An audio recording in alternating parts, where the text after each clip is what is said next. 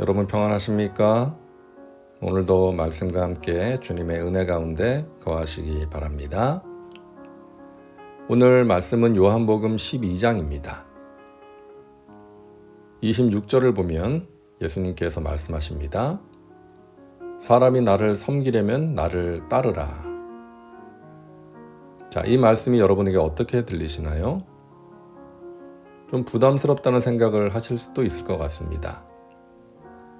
예수님을 믿고 구원받으라, 천국 가라, 복 받으라, 이런 말은 부담 없이 우리가 잘 받아들이는데, 예수님을 따르라, 자기 십자가를 지고 주님을 따르라 그러면 좀 부담스러운 것이죠.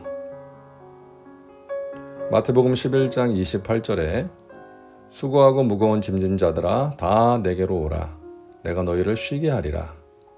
나는 마음이 온유하고 겸손하니 나의 멍에를 메고 내게 배우라. 그리하면 너희 마음이 쉼을 얻으리니. 우리에게 너무나 소중한 약속의 말씀이죠. 수고하고 무거운 짐을 지고 가는 우리에게 쉼을 주시겠다고 말씀하십니다. 자, 그런데 그러기 위해서 예수님의 멍에를 메고 배우라는 것이죠. 그 멍에가 무엇입니까? 예수님이 말씀하신 계명들을 지키는 것입니다. 다른 표현으로 하면 예수님의 제자가 되어서 그 가르침을 배우고 지키는 것이죠. 신앙의 단계가 있다면 처음에는 교회를 다니는 사람으로 출발해서 예수님을 믿는 사람이 되고 그 다음에는 예수님을 따르는 사람이 되는 것입니다. 오늘도 말씀과 함께하는 우리 믿음의 식구들은 예수님을 따르는 사람이 되기를 바랍니다. 이 따르라라는 단어는 현재 시제로 되어 있습니다. 날마다 주님을 따라가야 합니다. 자, 구체적으로 무엇을 의미할까요? 첫째, 예수님을 따르기 위해서는 예수님을 만나야 합니다.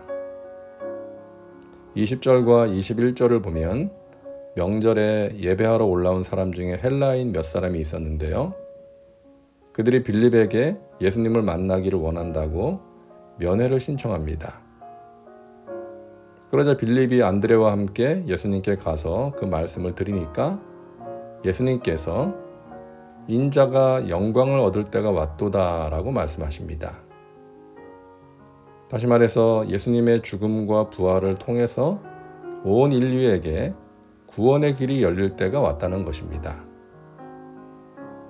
헬라인은 유대인을 제외한 모든 인류를 상징하는 것이죠.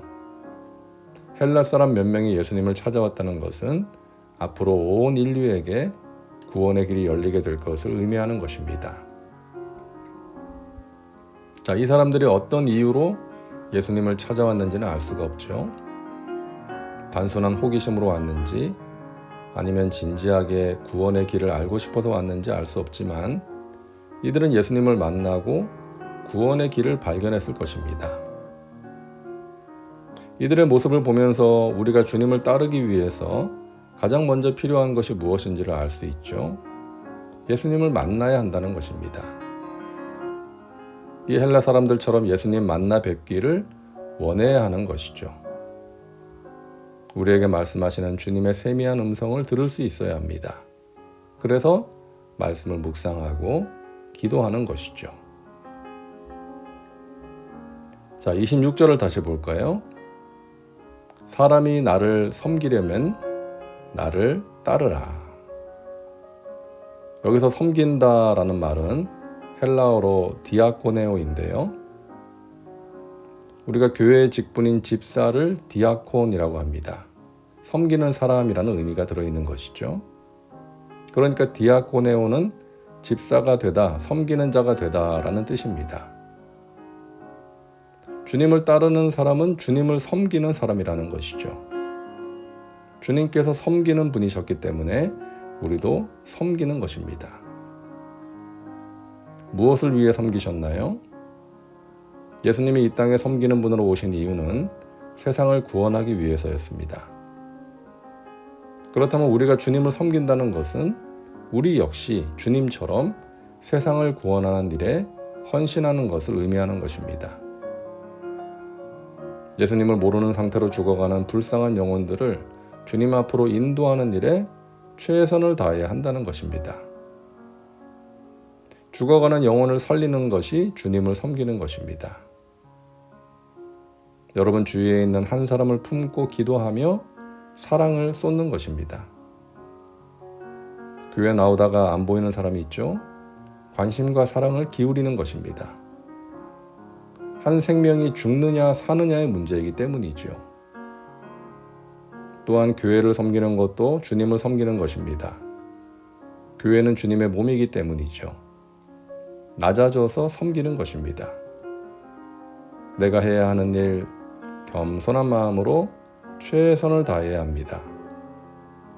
누가 알아주기를 바랄 필요 없죠. 주님을 섬기는 것이니까. 그리고 주님의 자녀인 지체들을 섬기는 것도 주님을 섬기는 것입니다.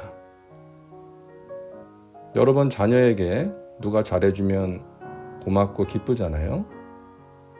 우리 모두는 하나님의 자녀이기 때문에 서로에게 잘해주고 서로를 섬기면 하나님께서 기뻐하시는 것입니다. 주님을 따르는 것은 정말로 귀한 일입니다. 예수님의 말씀을 보세요. 사람이 나를 섬기려면 나를 따르라. 나 있는 곳에 나를 섬기는 자도 거기 있으리니 사람이 나를 섬기면 내 아버지께서 그를 귀히 여기시리라. 예수님을 섬기는 자는 영원토록 예수님과 함께 거하게 되고 하나님께서 그 사람을 귀하게 여기신다는 것입니다. 이 얼마나 귀한 일입니까? 주님을 따라가는 것이 때로는 힘들다고 느껴질 때가 있죠. 봉사하고 섬기는 것이 힘들다고 느껴질 때가 있습니다. 그러면 그것의 가치를 생각해 보세요.